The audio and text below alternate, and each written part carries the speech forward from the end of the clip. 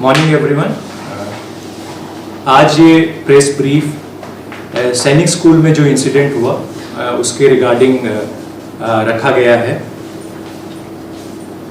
इससे पहले भी ये आज प्रेस ब्रीफ फिजिकल फॉर्म में किया जा रहा है।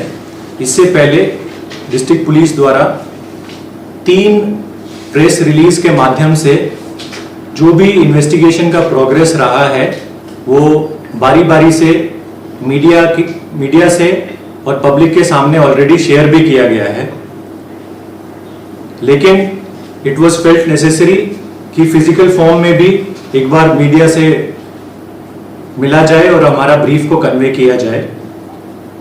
तो ये मामला 1 नवंबर को मॉर्निंग में पुलिस के सामने आया था, जब सैनिक स्कूल की तरफ से एक हमें कंप्लेंट रिसीव हुआ, फोन कॉल भी रिसीव हुआ कि उनका एक कैडेट 7th क्लास का मिसिंग है और सब्सिक्वेंटली उनका डेड बॉडी स्कूल कैंपस में ही रिकवर हुआ है।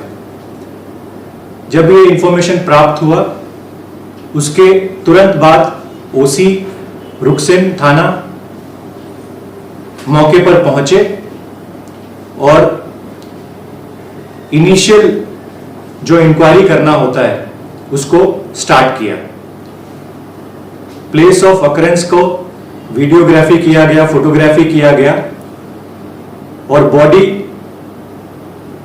को इंक्वेस्ट करने के लिए मजिस्ट्रेट को बुलाया गया और मजिस्ट्रेट द्वारा ही 1 तारीख को ही इंक्वेस्ट किया गया।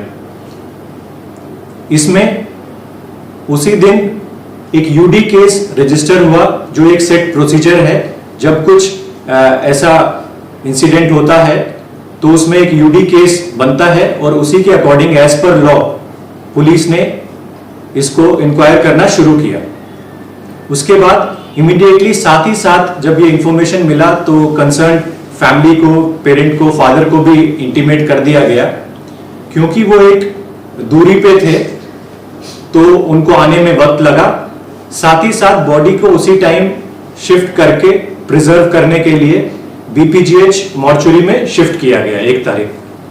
लेट इन द नाइट जब डिसीज के फादर आ गए तो उनसे आईओ मिले, एसडीपीओ मिले, उनको सारी चीजों के बारे में बताया और सब्सिक्वेंटली उनके कंसेंट के बाद ही 2 तारीख को डिसीज्ड का पोस्टमार्टम एग्जामिनेशन किया गया।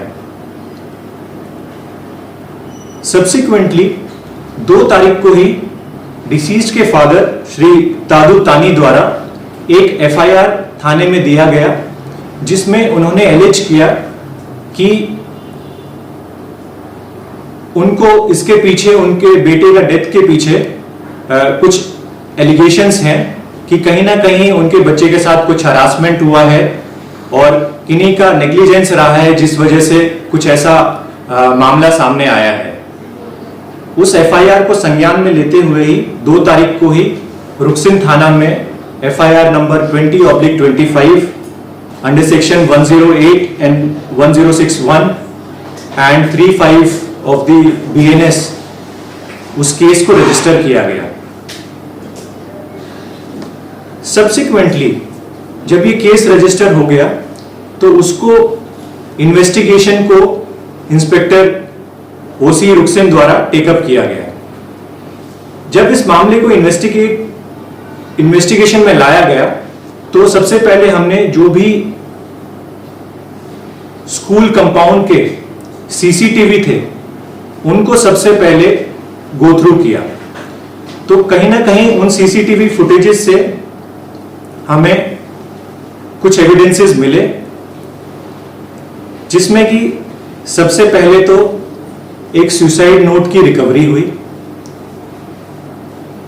साथ ही साथ जो डिसीज्ड है उसके मूवमेंट को भी मॉर्निंग ऑफ 1st से ट्रैक किया गया, जिसमें वो क्लियरली दिख रहे हैं कि जो प्लेस ऑफ इंसिडेंट है उसकी तरफ वो जाते हुए दिख रहे हैं।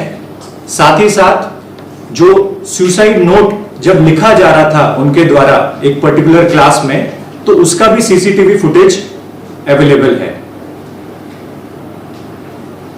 साथ ही साथ पुलिस ने इस सारे सीसीटीवी फुटेज का जो भी स्टोरेज है उसको अपने कब्जे में उसी दिन ले लिया, ताकि किसी भी सीसीटीवी फुटेज के साथ, कोई भी स्टोरेज के साथ कोई भी टैंपरिंग ना किया जा सके।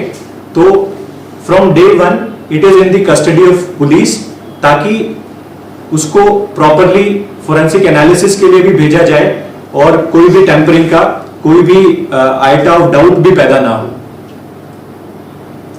जब फर्दर उन सीसीटीवी फुटेजेस को देखा गया, उस बेसिस पे 31st की नाइट को और जो एफआईआर में एलिज भी किया गया, उन सब चीजों को लिंक करते हुए पुलिस को 8 juveniles child in conflict with law का कहीं ना कहीं रोल सामने आया, जिनमें वो डिसीज्ड को कलेक्टिवली भी और कुछ इंस्टेंस में इंडिविजुअली भी कुछ पनिशमेंट देते हुए दिखे। तो कहीं ना कहीं जब ये पनिशमेंट्स देने की बात आई, तो इन 8 सीसीएल्स को हमने एप्रीहेंड किया। इनको एप्रीहेंड करके 3 तारीख को जुवेनाइल जस्टिस बोर्ड के सामने प्रोड्यूस किया गया। जब इनका प्रोडक्शन हुआ, उसके बाद कोर्ट ने पुलिस की बात को मानते हुए कि इनको आईओ को अभी इनकी रिक्वायरमेंट है, इनकी इंटरव्यू करना जरूरी है, फर्दर फैक्ट्स को फाइंड करना जरूरी है, तो उनको टेम्परेरी 7 दिन का कस्टडी वाइस प्रिंसिपल को ही दिया। स्कूल की तरफ से भी कुछ चीजें आर्ग्यू की गई कि इनका एजुकेशन है, उनका एक पर्टिकुलर क्लास में होने की वजह से कुछ उनकी एग्जाम्स है, कुछ रिक्वायरमेंट्स हैं, तो एक टेम्परेरी मेजर कोर्ट द्वारा दिया गया और सब्सिक्वेंट कोर्स ऑफ एक्शन भी उसमें जुवेनाइल जस्टिस बोर्ड द्वारा ही लिया जाएगा। फर्दर जब इनकी कस्टडी पुलिस को दी गई, उसी दौरान ही पुलिस ने इनको फर्दर इंटेरोगेट किया, फर्दर इंटरव्यू किया। साथ ही साथ और भी जो विटनेसेस थे उनको भी एग्जामिन किया गया।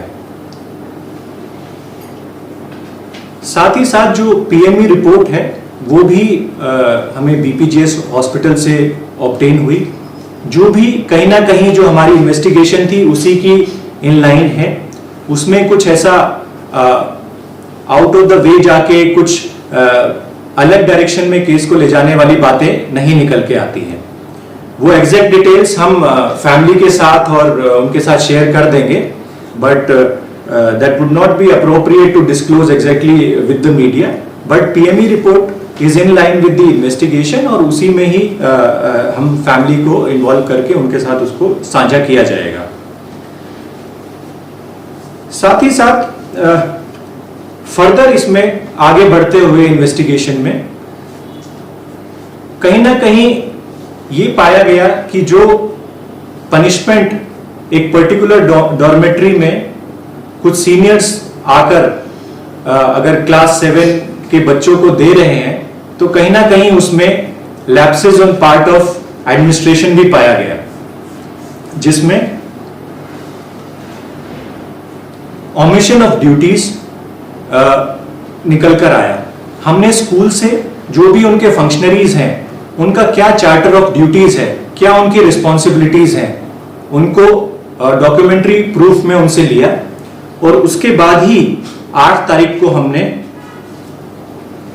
3 लोगों को, जिसमें 2 हाउस मास्टर हैं सुबनसिरी हाउस के, एक जूनियर कैडेट विंग के, एक सीनियर कैडेट विंग के, जिनके नाम है Shri Devendra Singh son of Shri Ramashray Singh, Shri Kange Darin son of Shri Jong दारिन।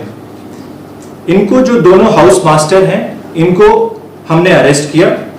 साथ ही साथ जो हॉस्टल सुपरिटेंडेंट है Shri Amar Singh Thakur son of late Tulsi Ram, इनको भी हमने 8 तारीख को ही अरेस्ट किया और मैजिस्ट्रेट के सामने पेश किया, जिन्होंने इनिशियल 2 को 14 दिन के लिए और थर्ड 1 को 13 दिन के लिए जुडिशियल कस्टडी में भेजने का निर्देश दिया है।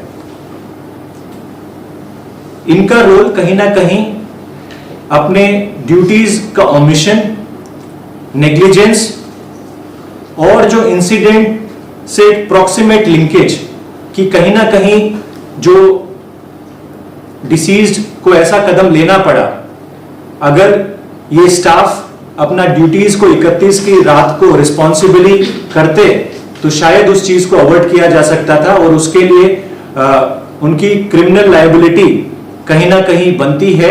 तो उस लिहाज से इन तीनों को अरेस्ट पुलिस ने इस मैटर में किया है।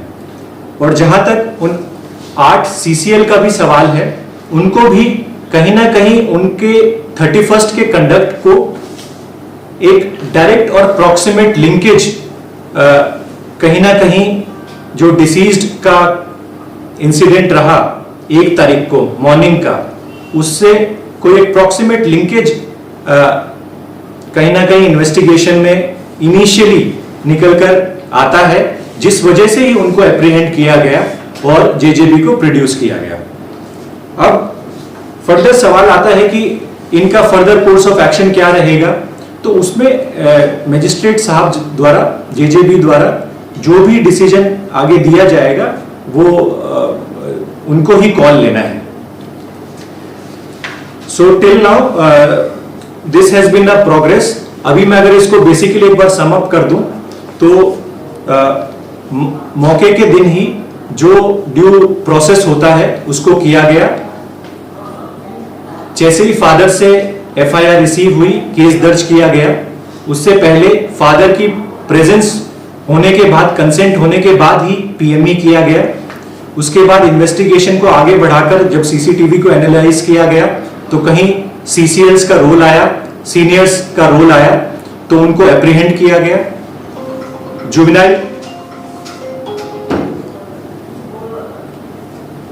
जुवेनाइल बोर्ड को सारी चीजें संज्ञान में दी गई और उसी के बाद उन्होंने उस पर टेम्पररी एक ऑर्डर किया। साथ ही साथ PME रिपोर्ट को भी रिसीव किया गया, स्टेटमेंट्स को भी रिकॉर्ड किया गया, विटनेसेस की स्टेटमेंट को भी रिकॉर्ड किया गया। PME रिपोर्ट हमें ऑब्टेन हुई और उसके बाद कहीं ना कहीं स्कूल अथॉरिटीज के लैप्सेस को भी संज्ञान में लेते हुए पुलिस ने इस पे कार्रवाई किया। फर्दर ये सारी चीजें 9 तारीख का मॉर्निंग तक का अपडेट मैंने आपको दिया है। सब्सिक्वेंटली 9th को आफ्टरनून में we have received an order from the police headquarters that this case is being transferred to the crime branch police station SIT। तो सब्सिक्वेंट इन्वेस्टिगेशन इस केस का SIT पुलिस हेडक्वार्टर्स ईटानगर द्वारा किया जाएगा। Thank you. Sir, ये जो